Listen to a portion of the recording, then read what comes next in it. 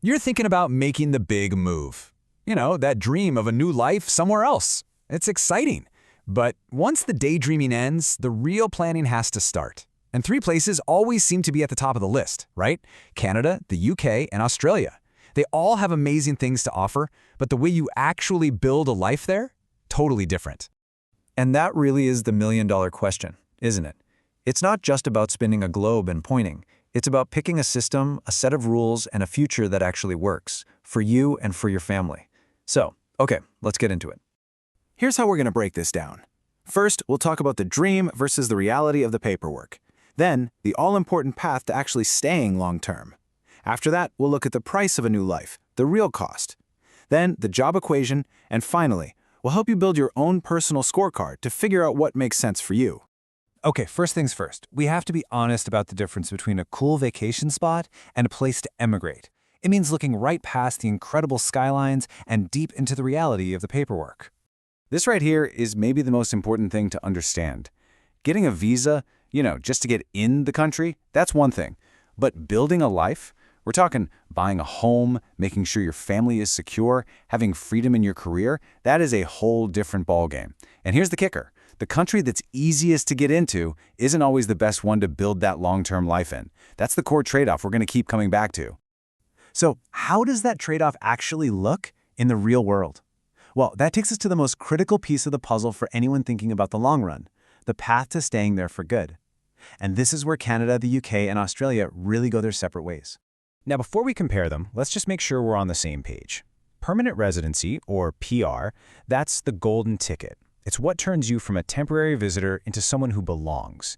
You get stability, access to things like healthcare and schools. You get the freedom to actually plan a future. It's everything. It's the foundation.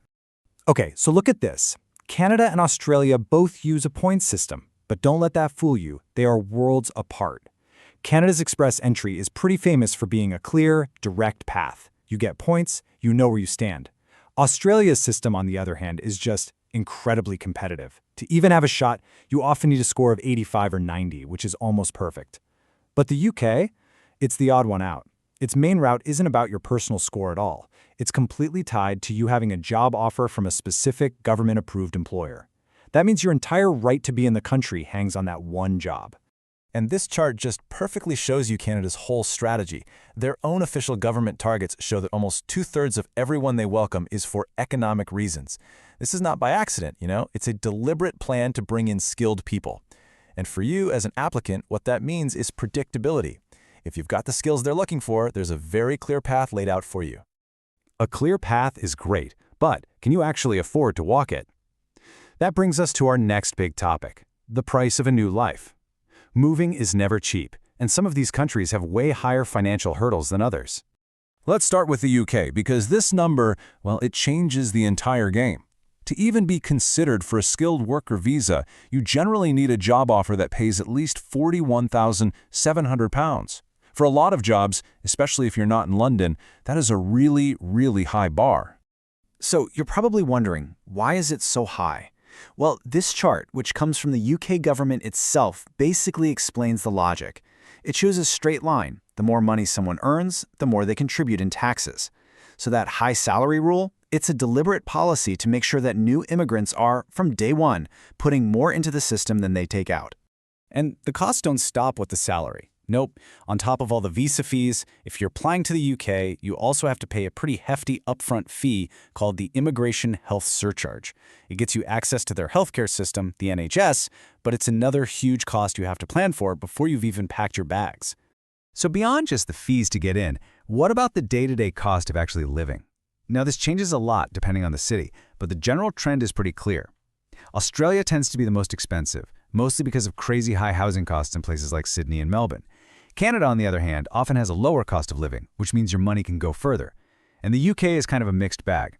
London is one of the most expensive cities on earth, but other parts of the country can be much more affordable. Okay, so you've figured out the path, you've sorted out the money. What about your career? Because your visa can have a huge impact on your job security and your freedom to grow professionally. This slide right here cuts straight to the heart of it. In Canada, once you get that permanent residency, you can work for anyone, anywhere. You can change jobs, start your own business, whatever. You're free. In the UK, your visa is basically chained to your employer. If you lose that job, or you just want to take a better one, you have to go through the whole visa process again with a new licensed company. It really limits your options and your bargaining power. So, where are the actual jobs? Well, you can see there's a lot of overlap. Everybody wants people in tech, healthcare, and finance. But then you see the specifics. Canada and Australia are both crying out for engineers and people in the skilled trades like construction. The UK's focus, again, isn't so much about what you do, but about how much you get paid to do it. All right, we've talked about the path, the price, and the profession, so now it's time to put all those pieces together and figure out what it all means for you. It's time to build your own personal scorecard.